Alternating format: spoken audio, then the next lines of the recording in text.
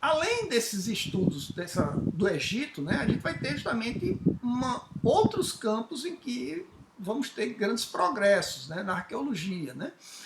O Giuseppe Fiorelli, que é se referido lá no texto lá sobre o Freud, né, ele vai descobrir, né, ou melhor, ele vai descobrir, não, ele vai explorar a região de Pompeia. Né?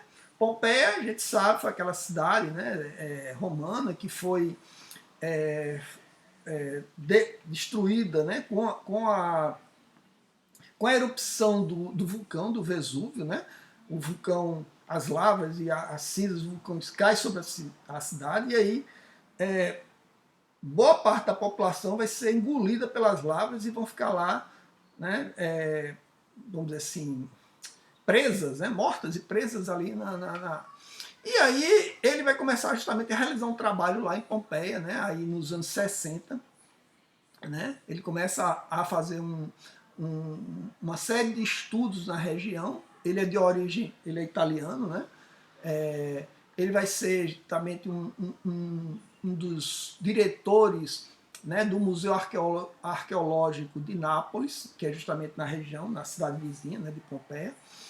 E ele vai fazer um estudo, né, uma grande exploração da cidade, né, das ruínas da cidade, e vai publicar um texto, um livro de 3 volumes, né, Pompeianarum Antiquatum Historia, né, que seria uma obra só falando dessa escavação, né, uma grande obra, e que ele vai introduzir um método muito importante na época, que era preencher esses corpos que foram, né, suplantados aí pela lava, né, com gesso. Né? Então, nesses corpos que já estavam em decomposição a parte interna, né, então ele foi moldando, né, e depois esse gesso foi sendo retirado, né, foi sendo cortado, e pode ter um molde justamente das pessoas que estavam ali naquele lugar na época. Né? Era a primeira vez que se tinha justamente um registro assim visível, né, do rosto, né, dessas pessoas, não só do rosto. Né? Então, isso foi um método interessante na época, né, que, de certo modo, garantiu a preservação, né, do aspecto, né, do corpo dessas pessoas nesse período. Ele também foi responsável por estabelecer uma uma divisão das regiões de Pompeia, né, a título, né, de análise. Né? E também ele permitiu, pela primeira vez, já nos anos 70, né, que o local pudesse ser aberto ao público, para visitação pública, porque até então era um local muito interditado dessa... Bem, uma outra figura importante aqui, que também a gente já se referiu a ela, foi justamente o Ernest Curtius. Né? O Curtius já é um alemão, né, do Estado alemão, futuro, que ele vai também, né, se formar na área da arqueologia, né, na área de começar a desenvolver pesquisas na Grécia. Né? Ele vai, desde os anos 40, né, ele começa fazer essas pesquisas e ir à Grécia, né, e começar as escavações, mas é sobretudo nos anos 70, né, depois de ele já ter toda uma formação muito bem consolidada, né, como professor de várias universidades alemãs, né, que ele vai realizar as escavações em Olímpia. Né? Olímpia, cidade grega, né, está relacionado justamente às Olimpíadas. Né? Então, ele vai fazer várias escavações em Olímpia, né, e ele vai, em 75, ele vai fazer as primeiras exposições das peças encontradas, estátuas, né, em alguns templos lá escavados. Né? Bem, vai encontrar, localizar o Eihaion, que era o templo da deusa Hera, né, que era um templo também que estava só em ruínas, né, mas ele vai identificar isso aí.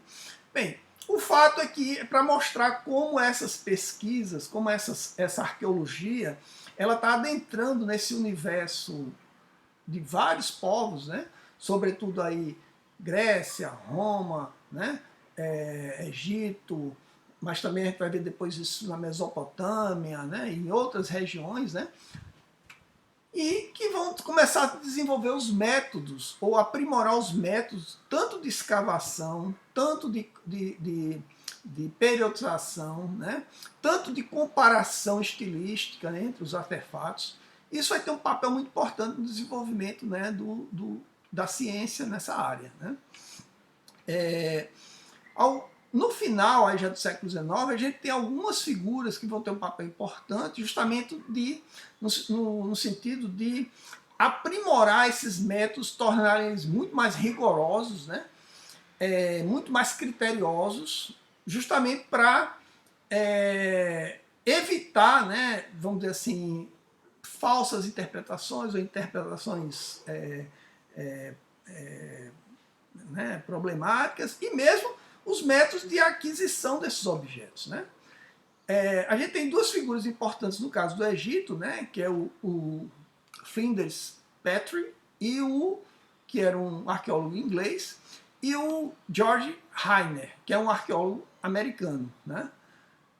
Esses dois indivíduos, né, esses dois arqueólogos, eles vão ter um papel importante no sentido de desenvolver mais o trabalho técnico, né, um trabalho muito mais rigoroso, né? Vão também assim estender os períodos de estudo para além dos períodos já conhecidos, né? Por exemplo, no caso do Egito, se estudava o Egito apenas o Egito dinástico, chamado Egito dinástico, né? Mas havia um Egito mais antigo ainda, né? Pré-dinástico, né?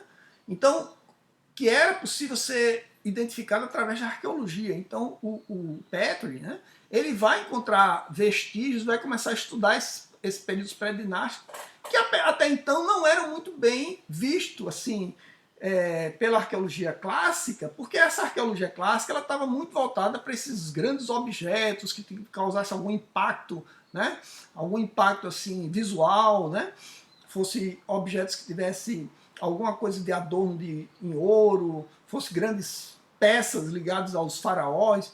E ele está olhando justamente objetos que não tem nada a ver com isso, né? Mas que são importantes para informar sobre esse período mais antigo do Egito. Isso foi uma mudança muito interessante no ponto de vista da arqueologia, e é claro que isso vai ter também implicações no museu, né?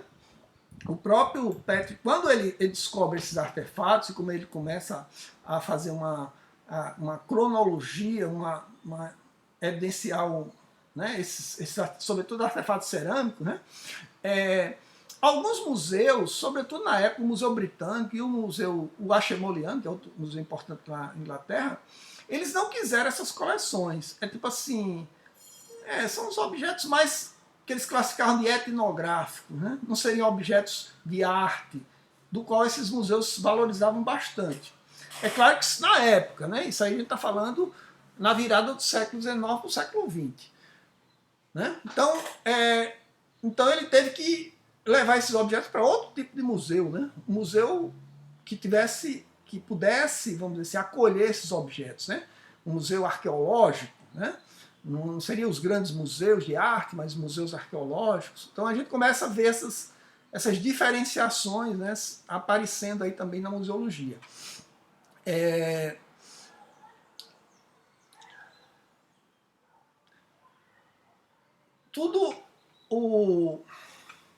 O Rainer, por exemplo, ele foi um arqueólogo importante justamente porque foi o primeiro arqueólogo assim, a explorar aquela região ao redor, né, das pirâmides de Gizé. Né? Que as pirâmides de Gizé eram, né, artefatos assim, muito emblemáticos da história do Egito. Né? Então, através desse estudo, vamos dizer assim, no entorno, você começou a ter informações da cultura e da própria construção das pirâmides. Né? Começou justamente a buscar outro tipo de informação que não se restringia àquela informação basicamente da realeza, dos faraós, né? Né? Das classes altas egípcias. Né?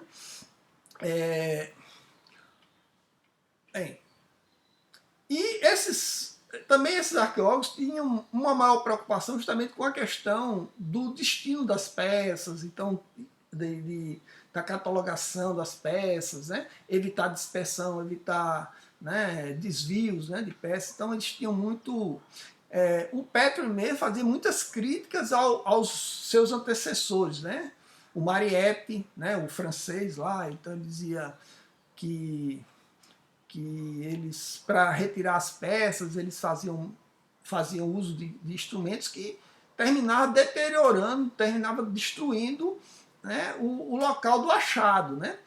Porque justamente começa a entender-se também que o achado, o local onde o artefato estava, precisava ser muito bem documentado, né? Justamente para futuramente se estudar aquele local, né?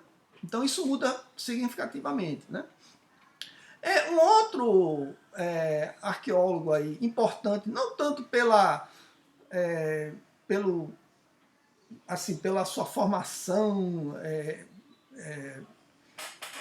científica, mas porque ele foi importante no achado, né, de uma grande descoberta, ou pelo menos ele reforçou uma descoberta ou uma suspeita já estabelecida, né? Foi o Arthur Evans, né? Que é também um arqueólogo inglês, né? O Arthur Evans tinha também toda uma trajetória que vinha dessa arqueologia mais proto-arqueológica, né? Mas ele vai começar a fazer escavações na Inglaterra, né? Em sítios britânicos, né? Desde cedo, acho que o pai dele ajudava ele viajava muito, né? E ele, já nos anos 60, aí, ele vai ser diretor de um museu muito importante na Inglaterra, que é um museu em Oxford, chamado Museu Ashmoleano, né? O Museu Ashmoleano já era um museu muito rico em peças, né? Em peças antigas, justamente porque foi uma doação desse cara, Ashmole, né? Que era um antigo colecionador, né?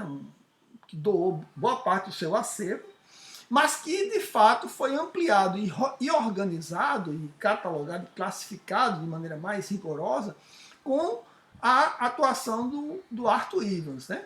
Hoje o Museu Ashmoleano é um dos museus mais belos e mais ricos, né, no mundo, né? Então ele tem peças de várias civilizações, vários povos, né? E no caso, a grande descoberta do Evans foi justamente a descoberta em Creta, né? Das civilizações minoicas. A gente também já falou sobre isso, né?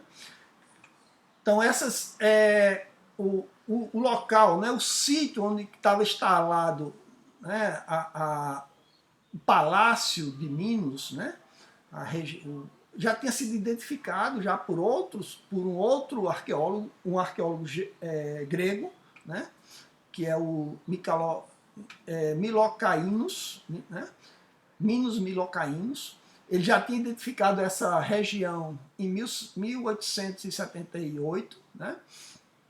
Já tinha feito alguns estudos, mas não fez assim vamos dizer assim, uma escavação mais profunda e sistemática, né? E quando o Evans chega lá em Creta, em 1894, ou seja, né, bem 15 anos depois, né? Ele vai e se encontra com milocainos e outros arqueólogos locais, né, e vai estudar aquele espaço, aquele local, aquele sítio, né?